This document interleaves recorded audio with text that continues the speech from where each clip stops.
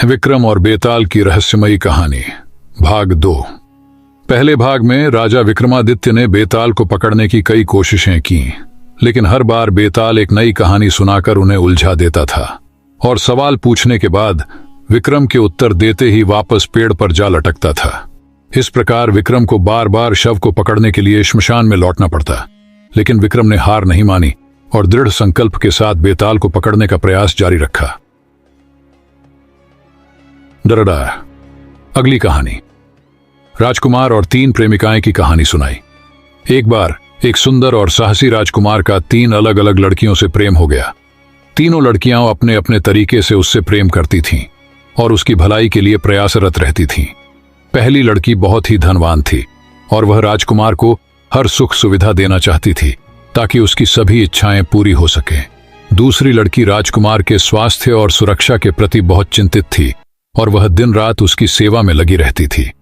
तीसरी लड़की बेहद बुद्धिमान थी और हमेशा राजकुमार को सही मार्ग दिखाती थी ताकि वह अपने कर्तव्यों का पालन कर सके और संकटों से बचा रहे। एक दिन राजकुमार को एक बड़ी बीमारी ने घेर लिया और उसके जीवित बचने की कोई संभावना नहीं थी। तीनों लड़कियां बहुत दुखी हो गईं। पहली लड़की ने अपने धन से राजकुमार का इलाज कराने का प्रयास किया, लेकिन असफल रही।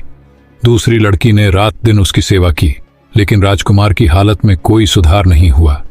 अंततः तीसरी लड़की ने अपनी बुद्धिमानी से एक औषधि का पता लगाया और राजकुमार को ठीक कर दिया।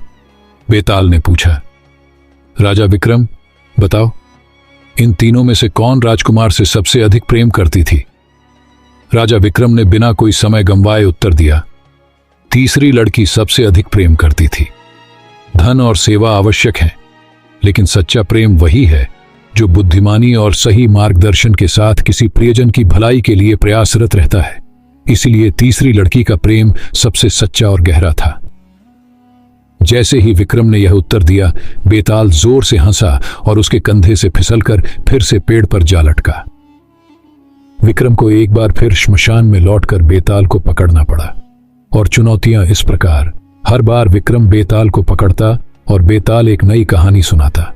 हर कहानी में एक नई नैतिक दुविधा और चुनौती होती थी जिसे विक्रम को हल करना पड़ता। ये कहानियां न केवल मनोरंजक थीं, बल्कि इनमें जीवन के गूढ़ सत्य और नैतिक मूल्यों का समावेश था। वे प्रेम, त्याग, लालच, ईर्ष्या और अन्य मानवीय भावनाओं पर आधारित होती थीं। वादा। अंतिम चुनौती। साधु का असली रहस्य। कई कहानियों के बाद बेताल ने आखिरी कहानी सुनाई। इस बार उसने एक धूर्त साधु की कहानी सुनाई जो अपनी शक्ति बढ़ाने के लिए किसी निस्वार्थ और पराक्रमी राजा के बलिदान की तलाश में था। उसने एक योजना बनाई कि किसी तरह राजा को बहकाकर उससे अपना जीवन बलिदान करवा दे ताकि वह साधु अमर हो सके और असीम शक्ति प्राप्त कर सके। कहानी के अंत में बेताल ने खुलासा किया कि यह साधु कोई और नहीं बल्कि वही था जिसने विक्रम को बेताल को लाने के लिए कहा था। उसने विक्रम को चेतावनी दी कि अगर वे शव को साधु के पास ले गए तो साधु उनकी हत्या करके अपनी शक्ति बढ़ाएगा। इस जानकारी के बाद राजा विक्रम ने एक योजना बनाई।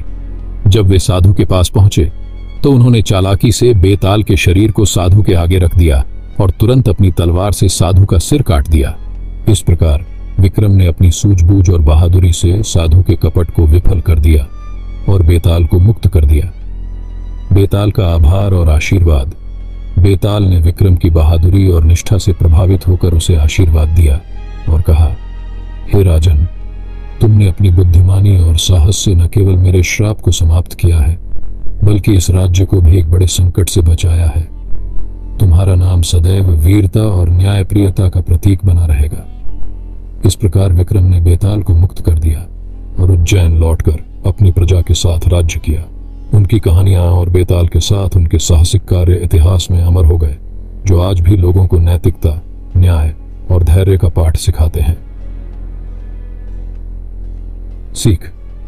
विक्रम और बेताल की कहानियों से हमें यह सीखने को मिलता है कि सच्ची बुद्धिमानी और साहस से हम किसी भी कठिनाई का सामना कर सकते हैं। विक्रम का धैर्य और सत्यनिष्ठा उनके हर प्रयास को सफल बनाती रही और यह दर्शाता है कि जब हम सही मार्ग पर चलते हैं तो कोई भी बुराई हमें नहीं रोक सकती।